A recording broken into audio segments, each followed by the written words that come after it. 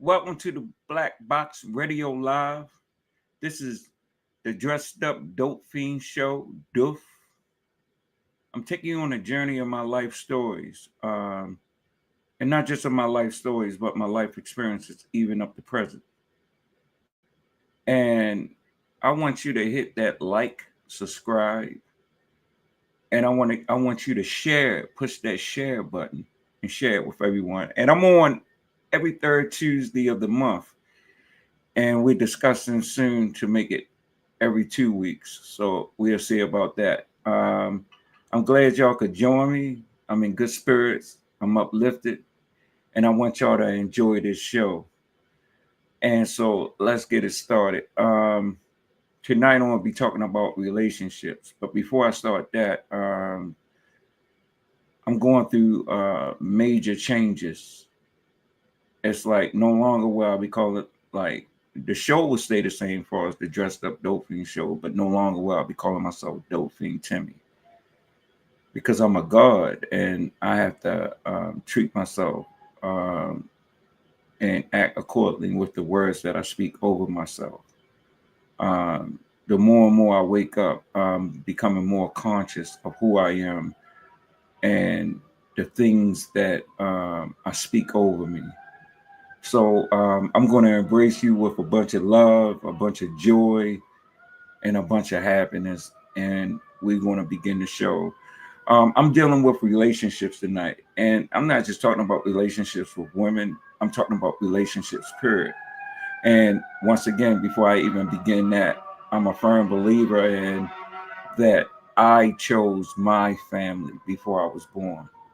I chose my life before I was born. For some reason, maybe I was born here over and over again, and this time I chose a path that will wake me up.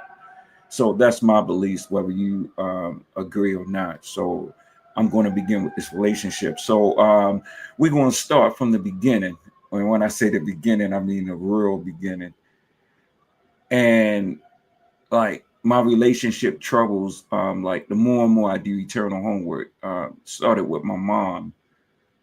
My mom had to make a choice of going to school, going to college when I was born. So I was with my grandmother, and the more and more I researched, a baby knows when its mom is not there. I mean, my grandmother was there. I mean, she gave me excellent love, but it still wasn't my mom. So now I can understand my abandonment issues and me not feeling like I'm adequate enough for a person, or I'm never satisfied because I'm looking for a hole to be filled that only my mom can fill. But now I'm coming to the conclusion, the same woman that I hated all my life, the same woman I said I wouldn't cry at the funeral, I just went to check. It's the same woman that I embrace now, the same woman that, I wouldn't trade my mom for the world. So, because I was trying to force her to love me the way that my experience or my perspective or my personality viewed love as. So by her not being there, like once again, I was telling you, I faced abandonment issues. I faced not feeling wanted. I can understand that now due to the relationships that came about later on. And then I had my grandmother in my life and to pump into me within those first years of my life of no boundaries, no how can I say discipline, where I was spoiled rotten, where my grandmother came up during a time where the kids, when they're having cookouts and stuff, kids run around, kids get on your nerves. So they give you sips of beer or they give you a little taste of liquor. Then you see a bunch of little 4, 5, 6-year-olds drunk in the corner. So that's my life experience. Whether you agree with or not, I still hold my grandmother with high regards. That's just where she came up at. But that affected my relationships as I came up. And what I'm starting to learn is that when you already have these insecurities within you, you're always trying to fit in. And then I couldn't play sports. I was terrible. You know what I mean? And my mom wasn't the kind of person that like hugged you or showed you affection. My mom was the type that, I mean, she was going to take care of you. She was going to make sure you had that roof over your head. She was going to make sure you was well dressed. She was going to make sure you had. That's how she showed the love through things. Now I can accept that. And she's very tough. I mean, she's about, I ain't cuddling you. You know, you got to get out there and make your way. And I can respect that now. You know what I mean? But on the side, also I can respect my grandmother, because my grandmother taught me unconditional love. And at this time, I'm just learning to balance it and to put it into proper perspective. Not my perspective, but proper perspective based on principles and not my personality.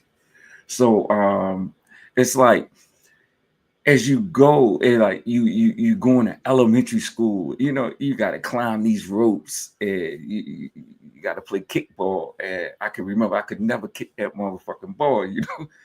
And so I was never popular, you know, the popular kid, you know what I mean, was good in sport, was, you know what I mean, it was just smooth, you know what I mean. And I was always awkward, the things that I was into and stuff. Well, I ain't gonna say awkward. They were just my things, and other people, I had people that embraced them, but they weren't the people that I wanted to be part of me, that embraced them, because I wanted to be part of this clique, because I always wanted to be wanted, because I felt abandoned.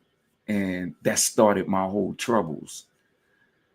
And so now I understand, like, as I was getting older, you know, and I'm around my cousins and stuff like that, and you know, and my older cousin Billy, I mean, to me, he was like Superman and shit. You know, yeah, I mean, he could do anything and everything. You know, he was nice with those hands. You know, and me, I was no fighter or nothing like that. I was more of a loving person, a kind-hearted person. You know, a loyal person. You know, people will call me weird, or some people will use the word eccentric. I don't like using those terms no more. I was just who I am. You know what I mean? I'm set for what I'm here to do now. You know, so, but it's so weird, because even then I was trying to fit in. Even then I was trying to be part of a group. And now I can understand why these groups I was trying to belong to, it wasn't my groups to belong to, but that was part of my waking up process. This is part of my journey. Now I understand that.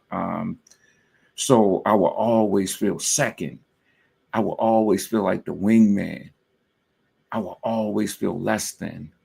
They always got the how can I say, the the woman that everybody wanted. You know what I mean? You know, even though we was little, you know, you had crushes, you know, and I always tried so hard to, I guess, this, I can say it this way, to be seen. And so I always wanted to be seen. I hope I hope this helps somebody tonight. And so I was always on stage. And so I found out that I started developing a character, a belief system of who I am that I never was. And now I understand why, like, and later on, what led to drinking alcohol, and what led to sniffing dope, what led to taking pills, smoking weed, taking acid, smoking Love Boat. I can keep naming Piatti. I did it all. You know what I mean? Sniffing coke. So I can understand that, because I was never happy within. And then I could understand, like, sometimes I would just look out the window, and like at 8 years old, 9 years old, and I just wish I was dead. You know what I mean? And then even like, well, I was like 10 or 11, and my dumb ass took a bunch of Flintstone vitamins, thinking I was going to OD. Only thing I was healthy as a motherfucker. You know what I mean? So I mean, I laugh at that now, but I was serious as shit that I was taking the pills like I want to die. You know what I mean? So that's how I was. But but it affected who I hung around, who I thought was cool, who I aspired to be. But not one time did I ever aspire to be myself. And then when I finally did in middle school meet the young lady, and I'm writing up poems and everything, and God damn, if my cousin Keith listening, he'll know what I ain't gonna say her name, but she had a weird name, and I thought her name was Sophia. And I'm writing up poems and shit like that, and man, she acted like she liked me for like what about 3 days, and middle school love, you know what I mean, that comes and go, you know. So, but I didn't understand that shit because I had abandonment issues. So that was one strike. Then in middle school, even though I was always promiscuous, like, you know, I mean, I always like hanging with the girls. You know, I like playing doctors and 7-Eleven, and I like that shit. You know, when I was younger, I like, you know, that shit used to, you know, turn me on. But it's like my relationship when I finally had sex was like terrible. My first two experiences. The first one was like, you know, it was over before it even began, you know. So that was strike one. Then the second experience, I begged the girl all the way home. I mean, I remember that shit. I mean, I begged that girl. And we finally did it. And she was like, it was just garbage. You know what I mean? I guess she was used to experienced people, you know what I mean? And that crushed me. And then I was like envious because my boy, we the same age at that time. I was in the what 8th grade, and or seventh or 8th grade. No, the first one I was in the 7th, second one I was in the 8th. And I was envious because he's in middle school and he's having sex with the girl like lived 2 doors up, and she was in the 12th grade at high school. So I was envious as fuck because once again I felt second. Once again I felt unwanted, you know, and that set the tone for the way that I would treat women for a long time, in the way that I viewed myself, you know. And during that time, I was getting like really drunk and smoking weed. And one thing I found out about the drinking and when I would take the pills and smoke the weed was I could become somebody else. I could become this character, this fictional person, and I was on stage, and I was good at it. I was a good actor, but I never knew how miserable I was and shit. I never knew how much pain I was. I say inflicting on other people, but I have to first say inflicting on myself. You know, because when I'm not right, everything around me is not right. So it starts with me. Um, and it was so crazy because then when I went to high school, I couldn't buy fucking women until like the 10th grade, until when my mom cut me off and I started selling coke, you know. And I had sex. I ain't gonna mention her name, but my older cousin, she lived out Sedonia, and her neighbor, you know what I mean, she was like 21, you know, I'm in high school, and she took her time, and you know what I mean, she taught me. And during that time, I was sniffing coke, but then I found dope, and with that heroin, you could last all night, and that was, I mean, I would at that time I liked the high, but when I could last all night and I could bang people out and I could just have my way with a woman and I wasn't emotionally attached, I didn't have to worry about feeling wanted or feeling needed because I just put my drive and my pain and everything else into having sex with as many women as I could because of the embarrassment that I faced from the first two. So that was my excuse.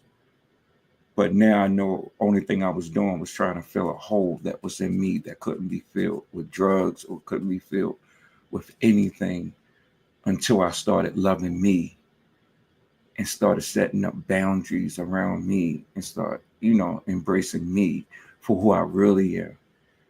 And so that's cool now. But yeah, man, I was really going ham out there. And then I met my first baby mom. And for some reason, my mom was vice president of a bank. It was an all-black advanced federal savings and loan chapter. She did a lot of good work in the city. Did a lot of good work. That's why I say I embrace her now, because I'm proud of her, and I try to emulate myself as far as to our standards and to our character, and still remaining and maintaining being true to who I am and not to who she or anybody else want me to be. So to get back to the story, met my baby mom, but before her, I would date. I mean, if any of my friends or family listening, they would tell you my favorite thing was I wanted the most ghettoest project hood rat. Excuse my language. I shouldn't be calling nobody that, but I'm just telling you where my thinking was at. But that's what the fuck I wanted, and that's anything that was opposite of my mom, you know. And I met my first baby mom, not saying she was like that, but she was a fighter. She had that thug in her. She had that inner city in her, you know what I mean? And I had my first child with her. And I was messing with somebody else. I ain't going to mention the name. And she had a child.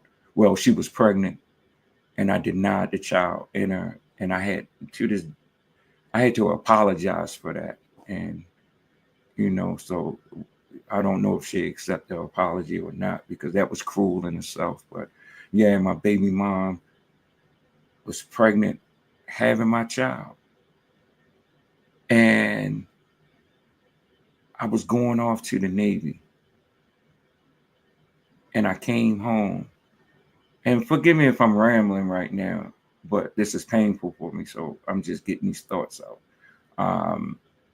And yeah, I went into the Navy. And for the first time, like all these women that I fucked, all these women that I dug out, I mean, I was terrible.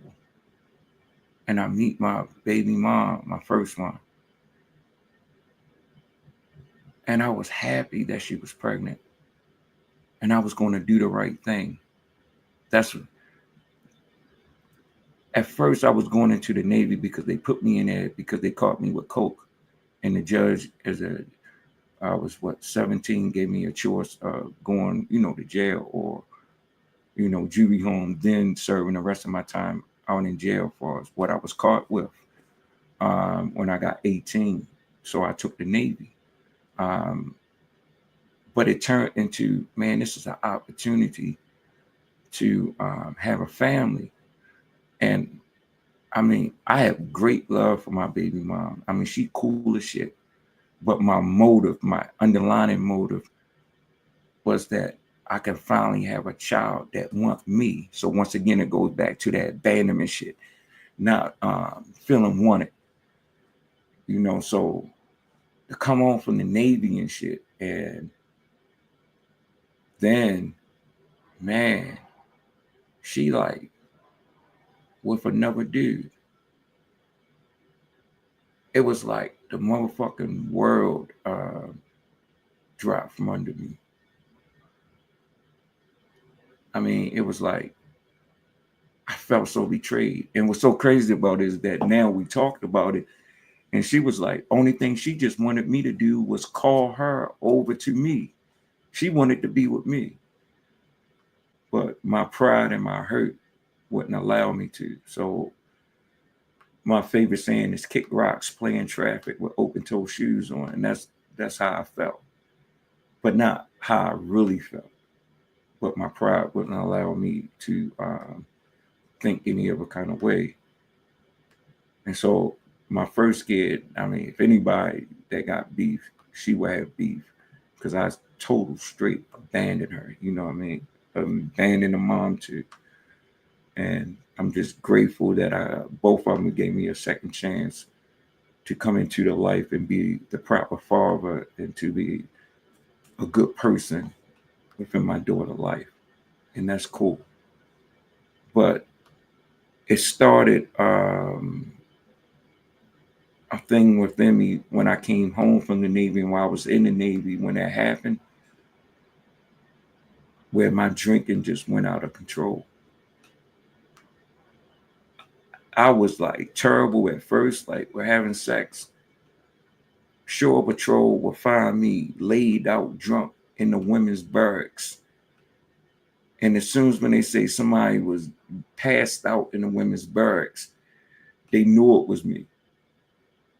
And when I was sober, they say, man, each time you almost make it all the way in. I don't know who you're trying to go see, but you're getting a little further, you know, so, but that's what I was on. I just wanted to, now I understand, I just wanted to take my pain out on them.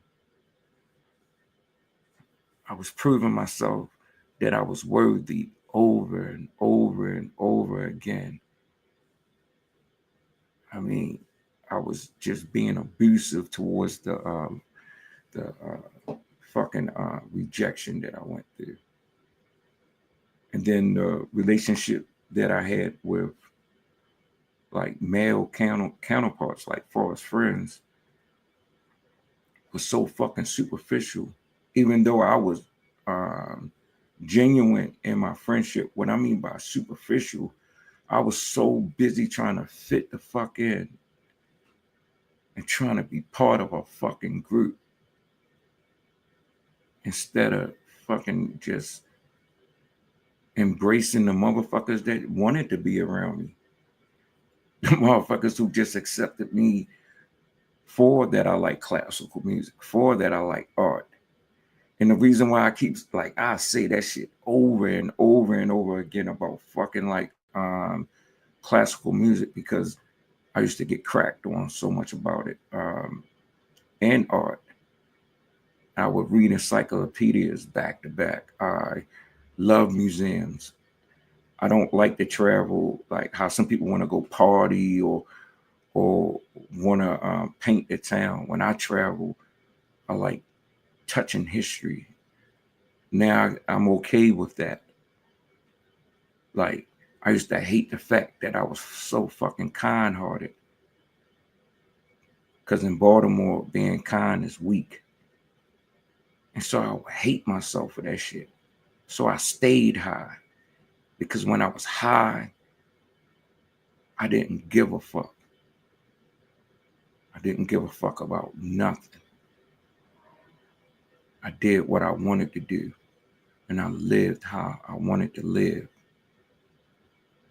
And I was going to do all the fraud and every motherfucking thing else and sniff all the dope that I wanted to sniff. And I didn't give a fuck what you thought about me. Even though now I know that's a fucking facade because once you get off the drugs and you start healing, you got to go through all that shit that you blocked out for so many years.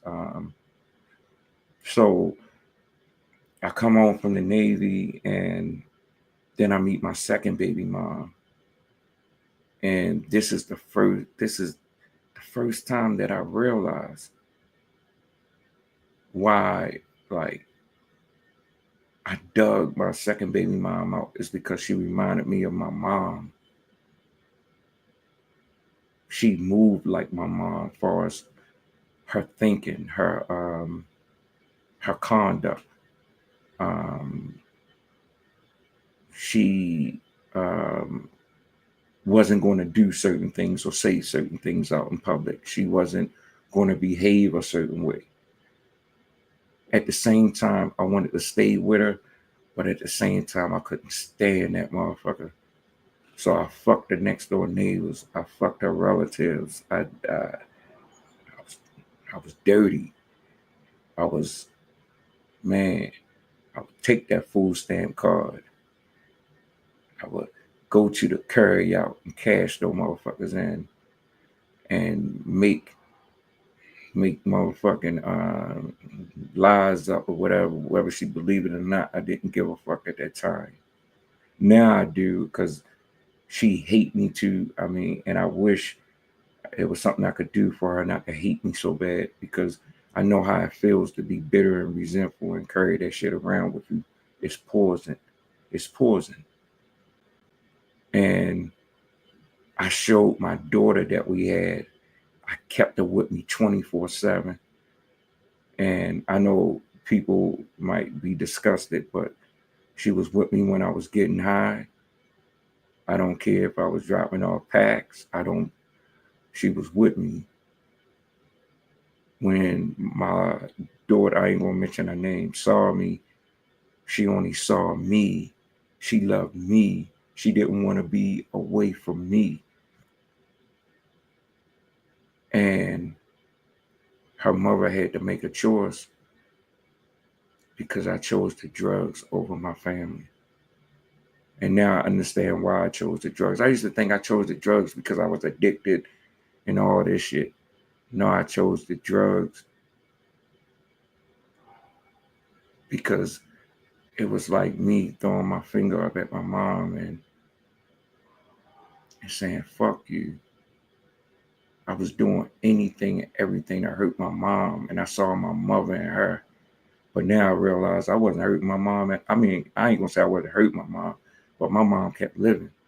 The only motherfuckers that lost 32 years of his motherfucking life was me.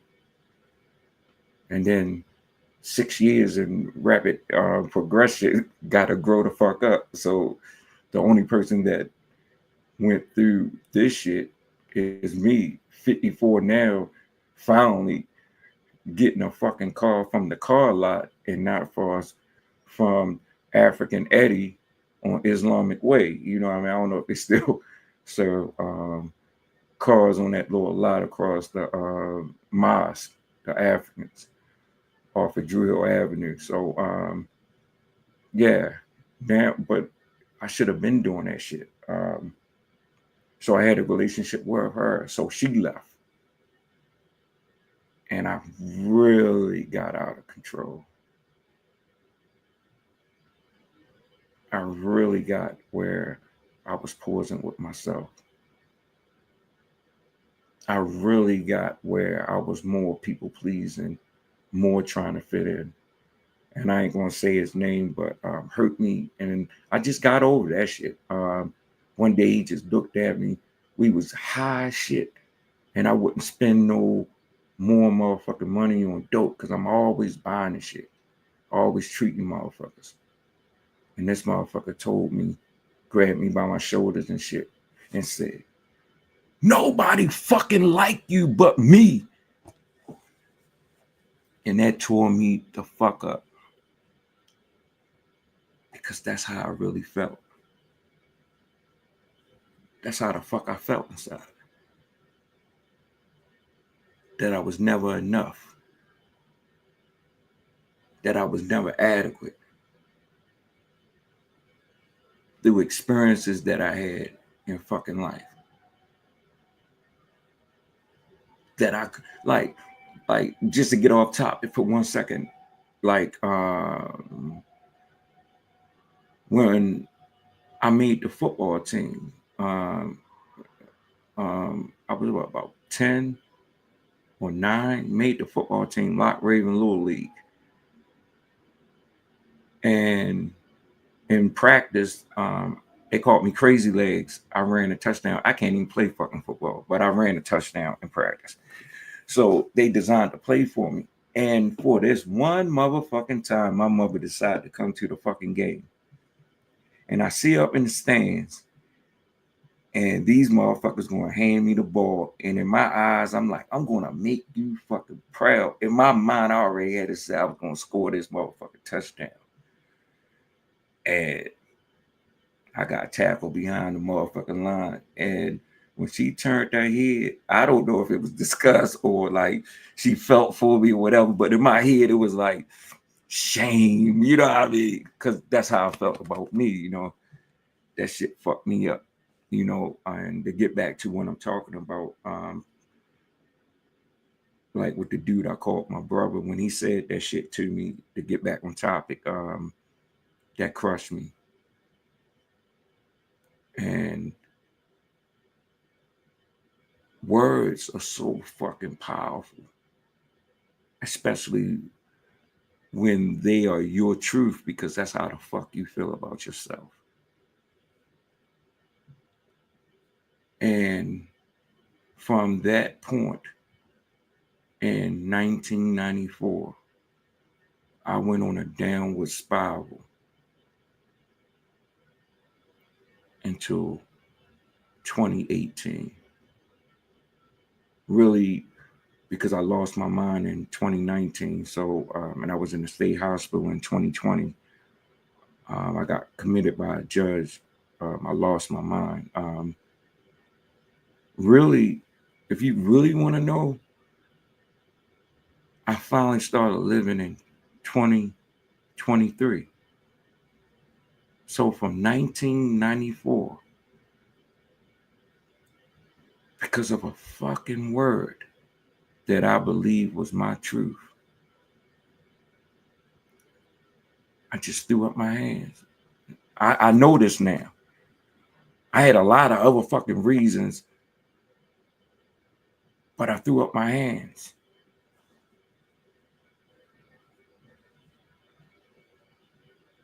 And I went on a downward spiral. Like I told y'all, I tried to, when I was younger, took those Flintstone tablets to kill myself. I was, like I said, I like high as shit, jumped off the 28th Street Bridge right at the beginning. I'm glad it was the beginning because I went where's these little trees and I went through the branches and shit. And my rib, I ain't gonna show it, but my rib sticks out because I cracked that motherfucker. And I laid there for the whole fucking night. I put a 22 gun to my head, pulled the trigger, nothing came out. Then I put it up in the air and it popped off. I went on a downward spiral. The women I was messing with, the life choices I was making. I mean, I was sniffing more dope than I could. Oh my God. The the the women I was meeting.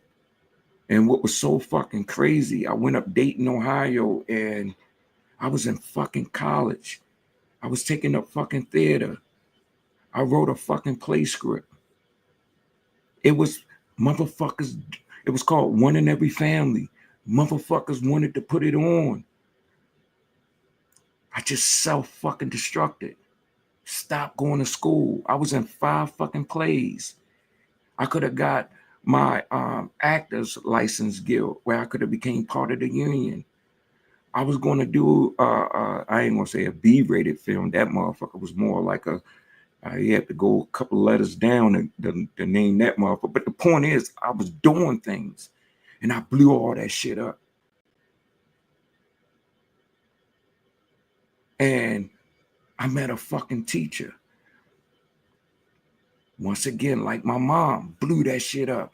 But I meet a fucking escort and stripper, not saying he, you know, like she's bad because he's that.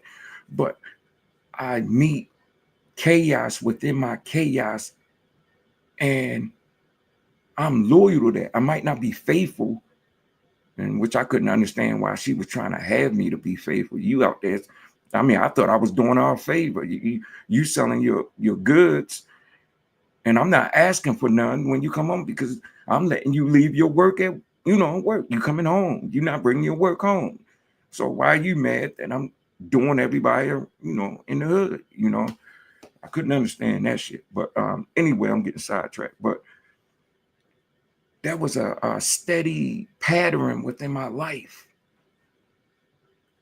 Then I met a woman working for the state government and well, the city government and Dayton, Ohio. Good ass job. making good ass money. I'm on fucking methadone and she know. The teacher knew I was getting high. These motherfuckers saw something in me. And once again, because that motherfucker act like my mom, I call that other motherfucker Mariah Carey, who I left her for because she looked just like fucking Mariah Carey. And that dirty motherfucker. But I ain't gonna get into that. But the point what I'm making is, once again, I blow up something stable and show something chaotic within my life. And to touch on a point, what I started noticing was that every time that I move with a woman, that it don't work the fuck out. Because I'm not bringing nothing to the table. I didn't bring anything in that house. So not only am I moving in, did I move in with the stripper and the escort, but I'm taking care of her kid, sending the kid off to school while she in Chicago selling her ass, making sure the kid do the homework. The kid ate the kid had lunch. I made the lunch for school, and when she came home, made dinner, and I wasn't taking care of my own fucking kids. How crazy is that? How fucking crazy is that? Then this motherfucker kicked me out.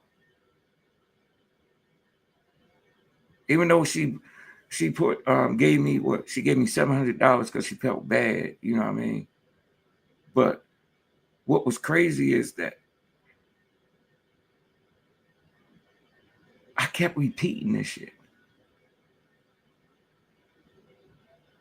I didn't want stability.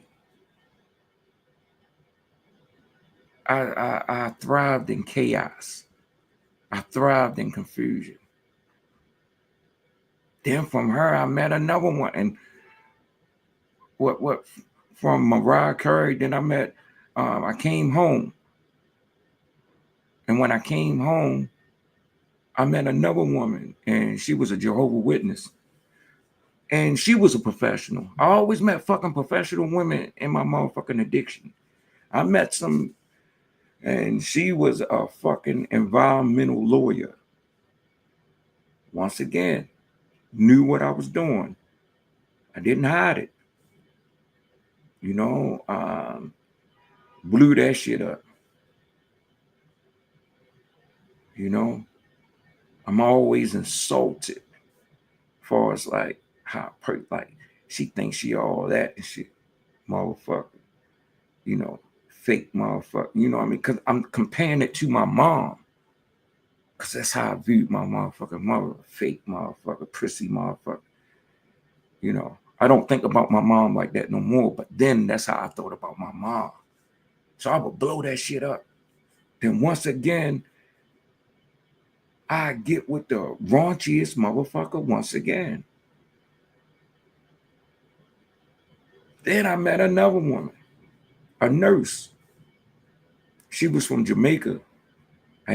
This time she ain't leave me. I left her because she was gonna cut me the fuck up with some vinegar and a razor blade. You know, so I left that motherfucker. Back you ain't have fucking YouTube, GPS and all that shit back there.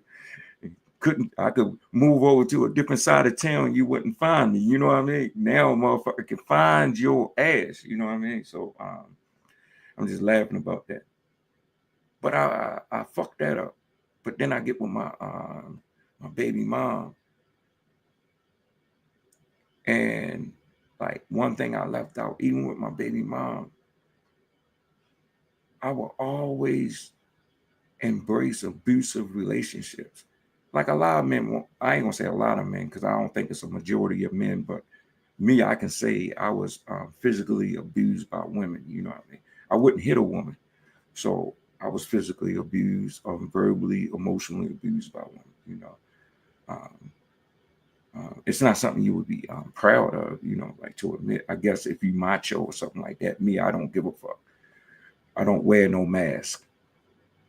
I'm fucking me. You get what you get. I'm not ashamed. You know. So yeah, and this motherfucker, we had 2 kids. I'm in my 30s. I should have never been with her. We're not stable. I'm getting high. I'm committing major fraud. I'm doing my thing. I just can't keep no money. Between me getting high and her expensive ass habits, you know, I couldn't keep nothing. I couldn't keep a stable place. She wouldn't work. She slept at 12 noon or 3 in the afternoon. So I have kid, you know, first my son, and I'm hustling and looking out for him. And I don't blame her because I should have never been with her for the start because she was younger than me. But the point what I'm making is that all these professional women that I dated blew that shit up.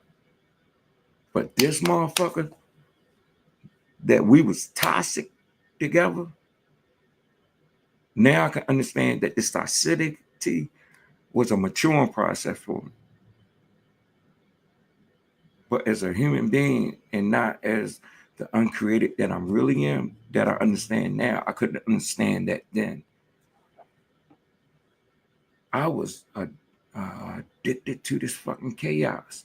I was so addicted to what was flesh, to what was looks, and all these superficial fucking things that I used to, I said, I used to conjure, you know what I mean? I used to practice necromancy, and I used to practice lesser keys and the greater keys of Solomon. I used to practice Kabbalism, not that shit that they be showing you on TV, but real Kabbalism where you conjuring angels and demons. I used to practice the 50 names of Murdoch. You know, I used to dip and dabble into mysticism as far as within the Catholic Church. I used to deal with mysticism as far as within Islam, things like that, always conjuring. And of course, you know, everybody did the pendulums and all that bullshit. But I asked, this motherfucker was so toxic, so poison in my life, that I conjured a spirit to keep us together. God was saving me and her when he broke us up. We stayed together.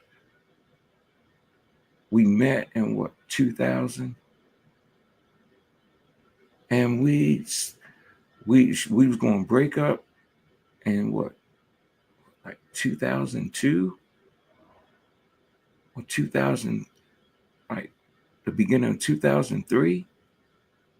And I did that conjuration, and me and her stayed together all the way until what, 2008. Then I went into rehab in Philly and went back up there with her. And I'm not going to put that out there because I would never do nobody, because that was some dirty shit that she was going to do to me. And I still wanted to be with this motherfucker. This motherfucker put all my motherfucking clothes in a dumpster, kicked me out her motherfucking place. This was the second time. And this is who I wanted to be with. I owed fucking contracts from conjuring that spirit. I owed fucking debts. And I had to pay those fucking debts.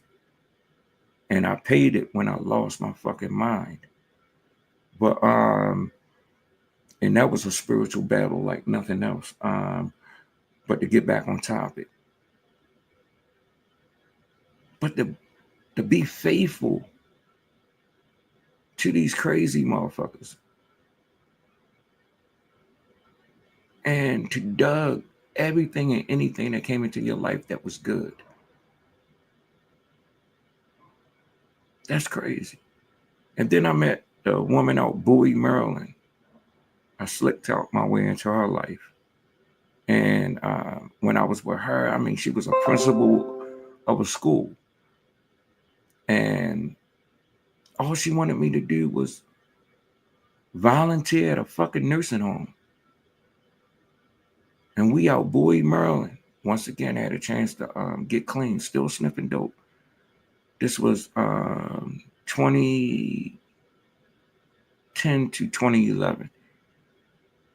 And once again, all she wanted me to do was go to church, volunteer at the nursing home, and start doing something constructive with my life. Once again, good woman saw something in me, believed in me, and just wanted to bring it out of me. And I left that motherfucker for the craziest motherfucker. This was the craziest one yet. This motherfucker that I left and I came back to Baltimore with, this motherfucker didn't mind that you got high. Because you got high, she can control you. She know where the fuck you at. You need her. She was going to make sure your money was sucked up, done up, and everything, because you can't go nowhere. She was possessive, insecure. She had trust issues. She was crazy as fuck. This motherfucker, if you was late, I was working with my cousin. My cousin thought this motherfucker was crazy. I was working with my cousin, cutting grass at his business. And just because we ran a little late, she held that motherfucking food. I mean, fixed up the table with the food, every motherfucking thing. And as soon as I came in the door, she said, "This is what I brought for you, and this is what I think of you." And threw that shit up against the motherfucking wall. And I was like, "You dumb motherfucker, you paid for that shit."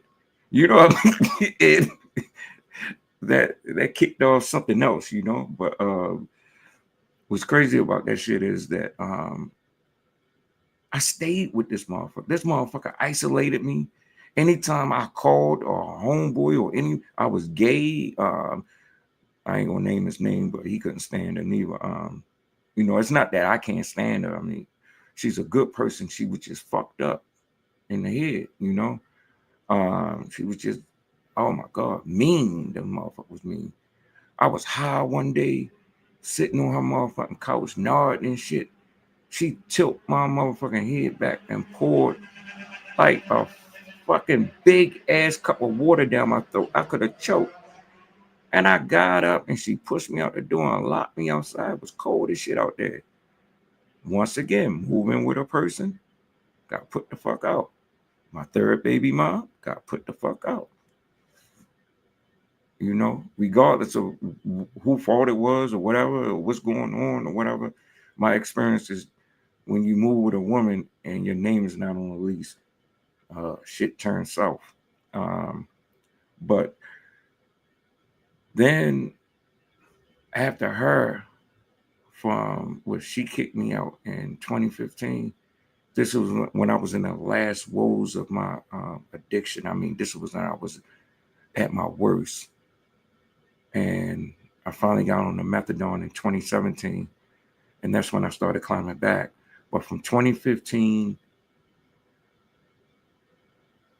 I mean, for a long time, I mean, when I say years, like up until the present, I had no relations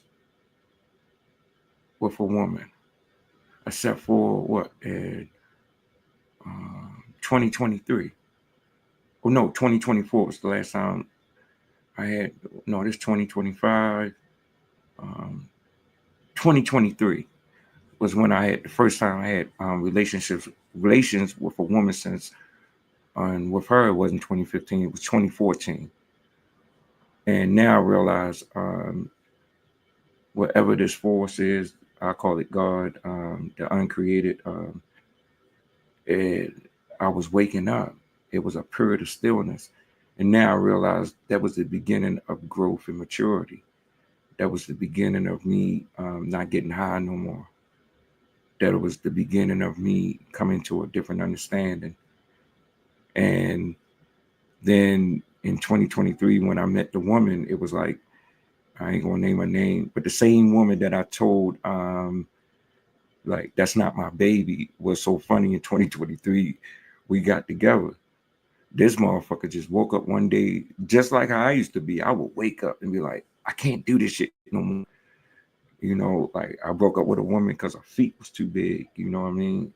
She couldn't. My Timberlands was too small for her feet, and it freaked me out. You know, for some reason I go by feet. Um, and then the other woman, she wore a wig to bed for like what 4 days straight.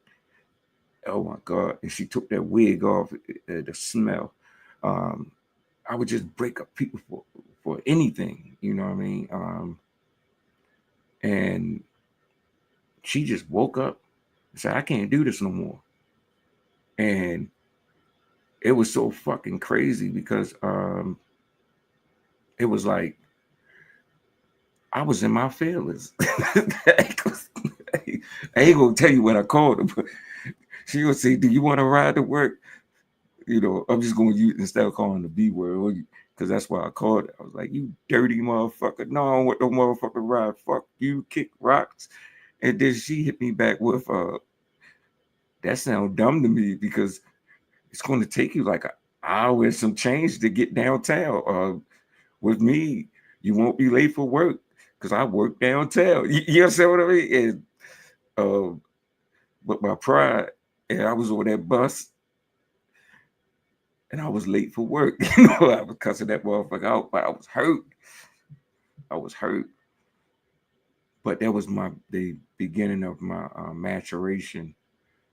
That was the beginning of me not like I'm at a point in my life now where I'm not I don't I'm very antisocial right now.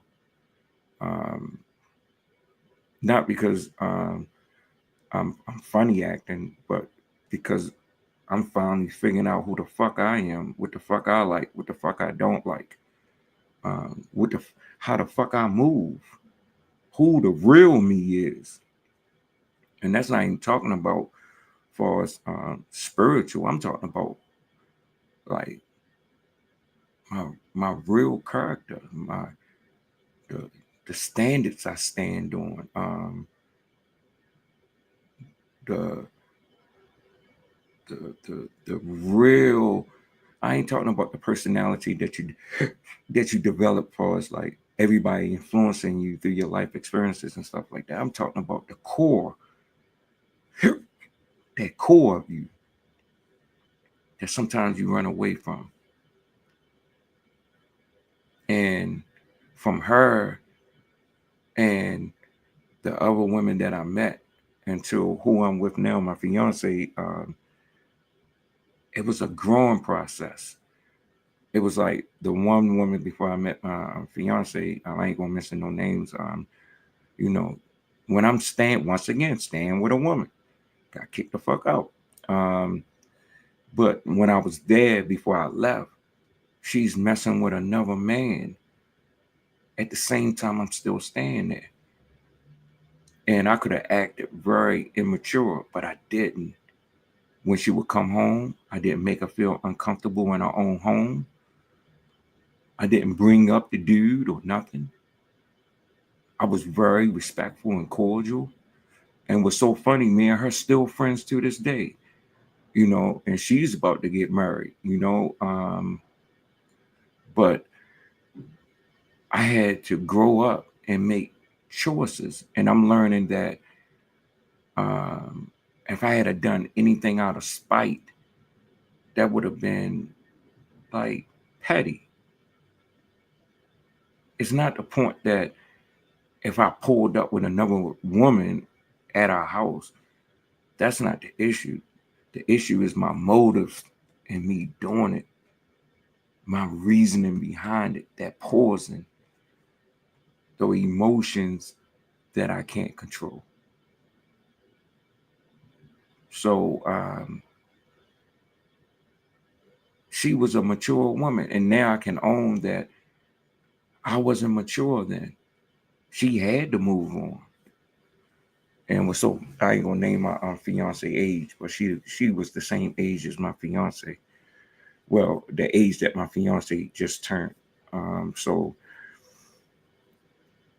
in the other relationships that I was in now, I can look at it and realize that I was very, very, very immature. But as each person that I met, I became better. Even with my mom now, oh man, I try to be the best version of me that I can be towards my mom. Even with my fiance, I'm steady changing. I don't worry about what she's doing or whatever. I set up boundaries. And the only thing I just ask for a person to respect my boundaries. I'm starting to love myself. I'm starting to make proper choices for myself. I know at sometimes she might think I'm distant, like distant, but I'm not. It's just in real time. I'm figuring this shit out. I'm changing by the second, changing by the moment. So that's some real shit, you know? And I know I'm going overtime right now. I'm going to wrap this up. But the point what I'm making in all this as far as relationships, now I'm not trying to be part of no group. Like I got my hair cut later on, I'm going on a trip, but I cut my hair first. And at work, they told me I look like Grady from Sanford and Son. I really don't give a fuck. And I missed some spots on the back of my head. I went to work like that. You know what I mean? I got it cleaned up when I got off of work. I got false teeth. I take those motherfuckers out quick if I need my mouth to breathe. I don't give a fuck who sees now.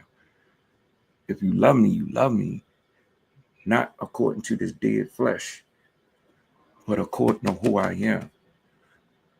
And anybody that's not meant to be in my life will not be in my life because they will choose not to be and they're not meant to be. So I'm not going to try to force anyone into my life. I'm not going to force anyone to call me, anyone to reach out to me. I know who love me. I know who's in my corner. I come from a very good, loving family. It's just that I was searching for shit that I didn't have to search for, and the jewel, I know it might not relate all the way, but you look at your hands, your whole life is on your hands. Your whole story, the map, the blueprint. No one has your story. People go through similar things that you go through in life, but every relationship, I don't give a fuck if it was with an animal, a thing, a person, whatever. It's according to proper perspective. No one has your story. That's why no one has your fingerprints. Everybody want to make this shit fleshly. We are just here, coming here right now to wake up. Some of us going to stay here, and some of us going to get new bodies and transcend into different realms. I don't know if it's a mothership coming, but every culture speak of it. You can say, hey, you don't believe me, and you can say I'm wrong, but prove me wrong. That's what I believe. That's my truth. And what I mean by my truth, my experiences that I've been through, not due to what someone told me. But we want to wrap this up. I hope you like this show. I know this was like dragged out. I'm getting better at it. No, I ain't gonna say I'm getting better at it. I'm catching up to the golden show that this is, and it's already golden. I just gotta catch up to it. And that's what I'm doing now. I'm good. I'm good. I'm good. Man, I want you, look, in life, you're going to go through storms, and look, everyone's asleep. But when you start waking up, push your fist through that grave, through that dirt, and come into the essence that you truly are. That light, that uncreated, that energy that's beautiful. Man, it's a great time to be me right now. because it's so uncomfortable to be me right now. So I know I'm growing, but it's beautiful. It's beautiful. It's beautiful. Look, I love y'all. I want you to push that like, share, and subscribe button. And look, we're going to come back on the third Tuesday of next month. And hopefully we'll start doing it twice a week to build up the audience. And hopefully in the future, we'll start bringing phone calls in.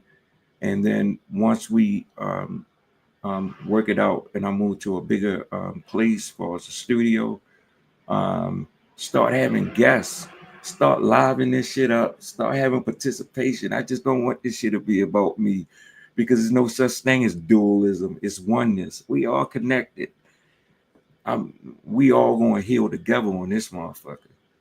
And I'm changing that name, Dope Fiend Timaay. I never speak that shit again, but Doof, the dressed up Dope Fiend show. And what I'm learning about that in this moment, because everyone is addicted to something until they wake up and become free. Peace. Look, man, I love y'all. And this is my new shit. My LLC is called Hi-Fi Production. I'm out.